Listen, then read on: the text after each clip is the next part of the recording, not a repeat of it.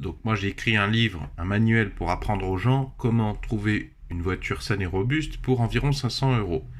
Donc mon texte, il est dans mon fichier .tex, .tex là, que je compile avec Xelatex parce que historiquement c'est celui avec lequel je me débrouille le mieux depuis mon doctorat. Ça me génère mon PDF qui est ici. Le problème c'est que si ce fichier PDF, je le charge directement sur Amazon KDP, les liens hypertextes, tu vois par exemple extrait gratuit de la formation ou si je clique ça m'emmène vers ma chaîne YouTube.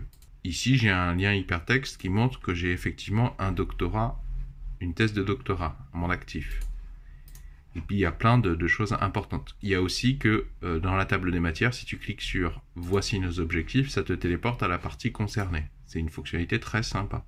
Parfois j'ai utilisé des balises page ref. Donc je voudrais que quand la personne clique sur 97 ou sur 5, ça l'emmène à la partie 5 ou à la partie 97.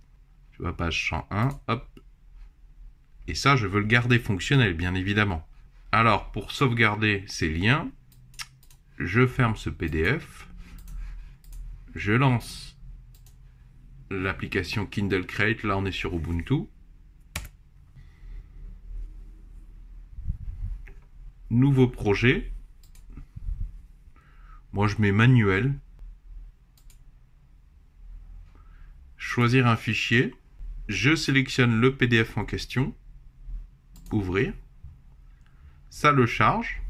Et voilà. Donc, je retrouve mon PDF.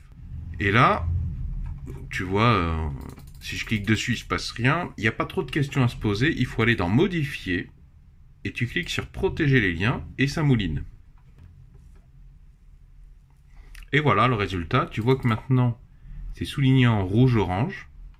Sur le site internet de Amazon KDP, il est bien marqué que c'est quand c'est souligné en rouge-orange que les liens sont actifs dans la visionneuse en ligne d'Amazon KDP. Mais ce qui est pas mal avec cette application, c'est que tu peux avoir la visionneuse, l'équivalent de la visionneuse en ligne. Donc tu peux vérifier. C'est quand même beaucoup plus rapide que sur le site internet Amazon KDP. On peut lancer l'outil de privilégiation, mais c'est beaucoup plus lent, il y a beaucoup plus de temps de chargement. Donc, je suis content, tout est souligné en rouge, tous mes liens hypertextes, même les pages. Voilà un exemple de balise page et page ref. Donc, je ferme cet outil de prévisualisation, je reviens sur le Kindle Create, et là, je fais publier. Alors, comme je n'ai pas enregistré encore, il va me proposer d'enregistrer, OK. Donc là, je suis toujours dans le répertoire de travail, hein, le même. Je suis ici. Donc, il me propose d'enregistrer un premier fichier, enregistrer. Votre travail a été enregistré, donc ça crée ceci, ce répertoire. Donc là, ça me permettrait de réouvrir ce fichier avec Kindle Create, mais ce n'est pas ce qui nous intéresse. Nous, ce qui nous intéresse, c'est d'exporter le résultat pour le mettre en ligne sur Amazon KDP. Donc je fais enregistrer. Et là, il va enregistrer au format KPF.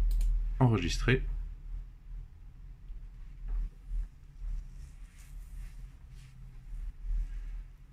OK.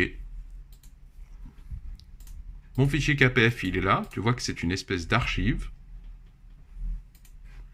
Et donc, maintenant, tu vas dans charger le manuscrit de l'ebook et tu sélectionnes ceci. Donc, après quelques secondes de téléchargement et de calcul. Moi, j'ai déjà fait, je ne vais pas le refaire. Tu lances l'outil de prévisualisation.